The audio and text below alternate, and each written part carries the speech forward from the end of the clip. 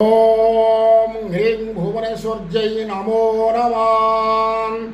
आपण कौन जमी चाहते कि गोटे जमी आपण चाहते आपण को से मालिक दौना प्राप्त होना ताहले आपण गोटे सरल प्रयोग करंतु कौन सुकृष्ट पक्ष शुक्रवार संध्या समय कृष्ण पक्ष शुक्रवार संध्या समय गोटे प्रयोग करंतु आपण नालिया एवं हलदिया मिशा सूता 7 हाथ आणंतु ताकू 3 भाग कर दियंतु 3 भाग करी गोटे मंत्र मुड़ाकू से मंत्र पढ़ी 3टी गंठी पकांतु ओम नमो भगवते वासुदेवाय नमः यही मंत्र पढ़ी गंठी 3टी पकांतु पकई सारा पर यही उक्त सूता को नहीं आपण तुलसी गछ और डाल बांधी दियंतु 21 दिन पर्यंत बांधी थांतु ताकू नमस्कार करिए प्रतिदिन तुलसी वृक्ष को बांधी सारा पर 21 दिन सरीगला सूता को खोलिक नहीं आपण जो जमी के चाहते से जमी रे पोती दियंतु